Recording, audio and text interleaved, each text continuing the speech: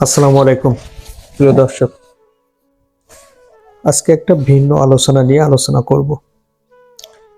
ভিন্ন বিষয়টা হলো ডিসেম্বর মাসের 20 দিনে প্রবাস থেকে রেমিটেন্স এসেছে 217,21,00,000 মার্কিন ডলার, যা বাংলাদেশি টাকায় কনভার্ট করলে দাঁড়ায় 26,499,98,60,000 টাকা। বিষয়টা ভাবতে পারেন, 5ই আগস্টের পরের থেকে প্রবাসী আয় দিনের পর দিন শুধু বাড়তে আছে এবং মাসের পর মাস শুধু সেটা বেড়ে আছে। এক প্রকার বলা যায় প্রবাসীদের আয়ের উপর বাংলাদেশের অর্থনীতি সম্পূর্ণভাবে নির্ভরশীল।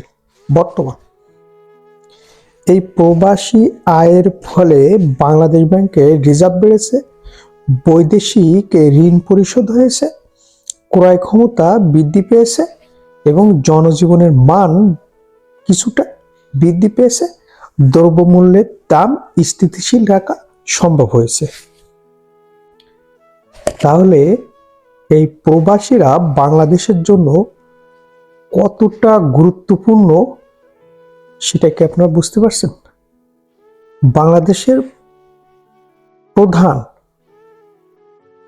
অর্থনৈতিক সেক্টর হলো আমাদের পোশাক শিল্প। সেই পোশাক শিল্পর পরে যার অবস্থান সেটা কিন্তু প্রবাসীদের পাঠানো রেমিটেন্স। আরও একটা মজার বিষয়, যে দুইটা ব্যাংকে সব থেকে বেশি রেমিটেন্স এসেছে তার একটা হলো প্রথম সব থেকে বেশি এসেছে ইসলামী ব্যাংকে, আর দ্বিতীয় অবস্থান আছে বাংলাদেশ কৃষি ব্যাংক। এই দুই ব্যাংকের মাধ্যমে প্রবাসী আয়টা সব থেকে বেশি এসেছে। তো প্রবাসী ভাইদের জানাই স্যালুট। আপনাদের কারণে আজ বাংলাদেশ টিকে আছে, বাংলাদেশের অর্থনীতি টিকে আছে, সচল আছে মানুষের জীবন। আপনাদের ইনকামের উপরে বাংলাদেশের রিজার্ভ দাঁড়িয়ে আছে। ভালো থাকবেন এবং আমরা আপনাদের জন্য দোয়া করি। আপনারা রেমিটেন্স ফাইটার, বাংলাদেশের রেমিটেন্স ফাইটার। ভালো থাকবেন সবাই এবং চ্যানেলটি সাবস্ক্রাইব করে সাথে থাকবেন। আসসালামু আলাইকুম।